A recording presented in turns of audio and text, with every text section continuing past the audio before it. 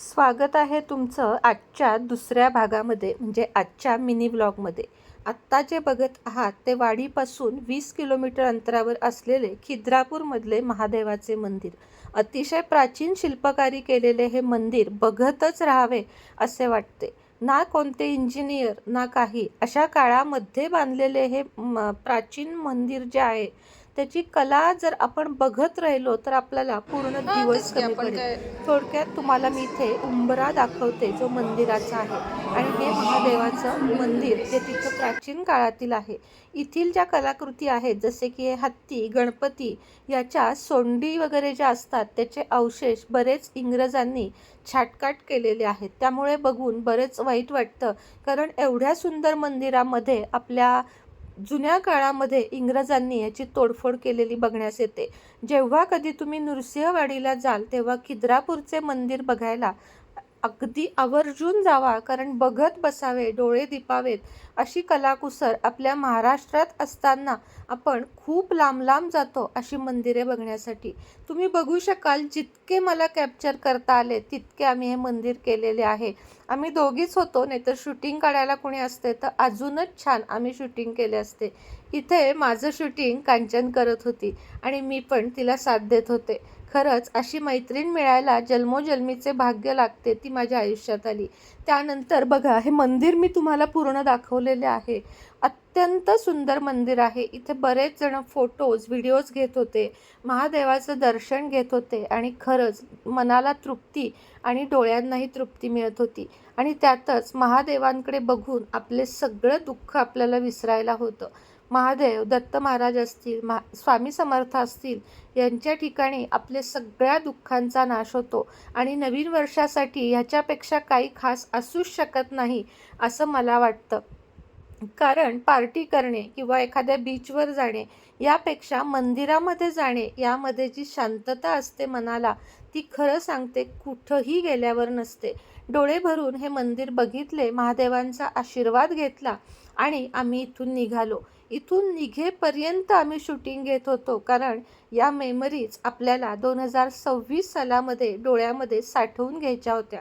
तुम्हाला हे मंदिर आवडले का, किंवा तुम्ही हे याच्या आधी बघितले आहे का, हे मला नक्कीच सांगा.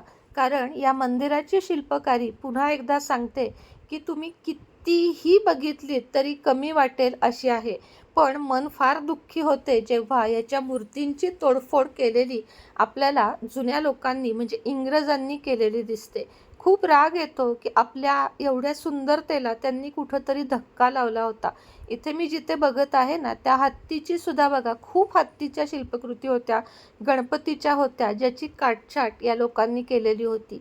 वरपर्यंत बघा कळस कसा दिसत आहे, किंवा जवळजवळ हे आपण मंदिर प्रदक्षिणा घालायला एक 15-20 मिनटं आपल्याला लागतील जर आपण तिथल्या प्रत्येक गोष्टी डोळ्यामध्ये न्याहाळून घेऊ.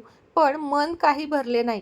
पण आम्ही रिक्षा करून गेलो होतो, कारण आमच्या दोघींपैकी कोणालाच अजून कार येत नाही आणि रिक्षावाल्यांना थांबण्यासाठी थोडी विनंती करावी लागते.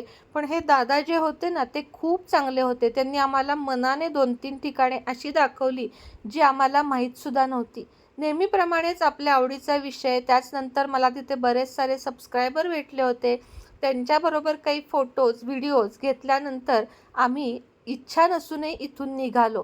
पुन्हा एकदा प्रवेशद्वाराच्या इथून आत आलो, आणि इथलं जे वरती बघा तुम्ही, कळस नाही आहे, मोकळी जागा आहे. इथून कोजागिरीचा चंद्र इतका सुंदर प्रकाश देतो की बघत राहण्यासारखे दृश्य असते. हे सुद्धा शूटिंग घेणे थोडंसं अवघड आहे, पण आपण जर नीट कॅमेराचे अँगल पकडले तर आपल्याला हे देखील दिसतं. बघा, संपूर्ण मध्ये असा गोल आहे, आणि जिथून आपल्याला निरभ्र आकाश आणि रात्रीचा पौर्णिमेचा चंद्र दिसत असतो. इथे एक लहानगी मुली 2 फोटो काढण्यात खूप मग्न होत्या. ते बघून खूपच छान वाटले. सगळ्या वयाचे आणि अगदी फॉरेनर सुद्धा इथं येत असतात, कारण इथे बघण्यासारख्या बरीचशी ठिकाणं आहेत. यानंतर कांचननी माझे थोडेसे फोटोशूट केले, मी तिचे केले, तिनं माझे केले, आणि आम्हाला खूप जास्त आनंद वाटला की आपण वाडीमध्ये आलोत. आणि हे ठिकाण मी गेले होते, मला वाटते 9 वर्षापूर्वी मी या ठिकाणी गेले होते, आणि त्यानंतर अनेक वर्ष मी इथं यायचं म्हणत होते, पण संधी काही मिळाली नव्हती.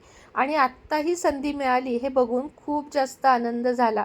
कारण या ठिकाणी येण्यासाठी सुद्धा आपल्याला महादेवांची इच्छा लागते. बघा, अशा पद्धतीने इथे सर्वजण शूटिंग करत होते.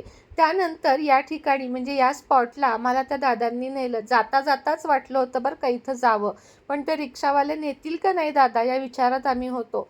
महाराष्ट्र कर्नाटकाची बाँड्री इथे आहे. म्हणजे हा जो पूल जिथे संपतो तिथे कर्नाटक चालू होतं असं म्हणतात. आणि बरंच याचं काहीतरी आहे अजून, मी तुम्हाला नेक्स्ट व्हिडिओमध्ये सांगेन, कारण मला आत्ता काही आठवत नाही आहे ज्यावेळेस मी हा व्हिडिओ रेकॉर्ड करत आहे. पण तुम्हाला माहीत असेल तर नक्की सांगा. इथे सुद्धा शूटिंग घेण्यासाठी म्हणा किंवा निसर्गाला डोळे भरून बघण्यासाठी म्हणा, बरीच सारी दृश्य आहेत जी आपण डोळ्यात ठेवतो.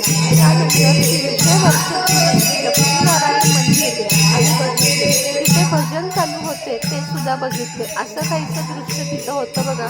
भजनाचा आनंद घेतला. थोडाच वेळ थांबलो, कारण पुन्हा सांगते रिक्षावाल्या दादांनी आम्हाला इथे मनाने आणलं होतं. त्यानंतर वाडीमध्ये पेढे, त्यानंतर कलाकंद आणि कवट बर्फी फेमस आहे, ती थोडीशी घेतली. पुन्हा संध्याकाळची आरती घेतली.